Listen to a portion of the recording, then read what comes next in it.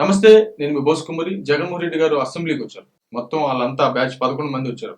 వచ్చి చేసినటువంటి హడావిడి మామూలు హడావిడి కాదు. దీంట్లో ప్రధానంగా ప్రధాన ప్రతిపక్షంగా గుర్తింపు ఎవరు, కుప్పకూలినటువంటి శాంతి భద్రతలపై ఎవరు అని చెప్పేసి ప్లకార్డులు కొట్టుకుని అరుచుకుంటూ వచ్చినటువంటి పరిస్థితి అయితే ఉన్నాయి. అసలు వీళ్ళంతా ఎమ్మెల్యేలు, ముఖ్యమంత్రులు ఎలా అవుతారు? వీళ్ళు అసలు కోటీశ్వరులు ఎలా అవుతారు? వీళ్ళు మామూలుగా పెద్ద పెద్దోళ్ళు ఎందుకు అవుతారు? మనం పేదవాళ్ళగా ఎందుకు ఉంటాము? నాకైతే మాత్రం క్లారిటీకి చూసిన తర్వాత అర్థమైంది నాకు. మన మన మన మన మన- మన బతుకు మనకు గుర్తొచ్చింది. మరి చూడండి, అసలు ఇప్పుడు ప్రధాన ప్రతిపక్షంగా గుర్తింపు ఎవరు, కుప్పకూలినటువంటి శాంతి భద్రతలపై నిలదీయమని ఎవరు నిలదీయద్దన్నారు?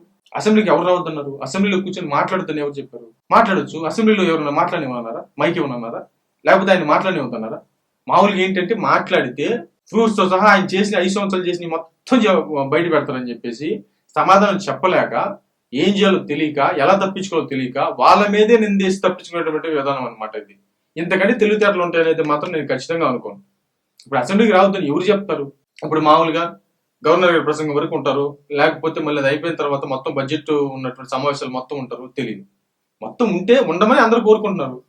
అసెంబ్లీని బాయ్కాట్ చేసి అసెంబ్లీకి రాకుండా ప్రజా సమస్యల మీద చర్చించుకుంటారు. రండి, చర్చిద్దాం, రండి రండి రండి. వాళ్ళు ఛాలెంజ్ కూడా దమ్ముంటే రండి, దమ్ముంటే రండి వాళ్ళు అంటున్నారు. మనం వెళ్ళాలి కదా. మరి మరి అసలు ఎవరు సరే ఆ కుప్పకూలినటువంటి శాంతి భద్రతల మీద నిలదీయొచ్చు కదా.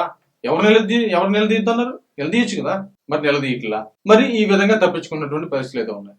మరి ఇది ప్రజలు హర్షిస్తారంటారా? మరి మీరేమంటారు? చూద్దాం.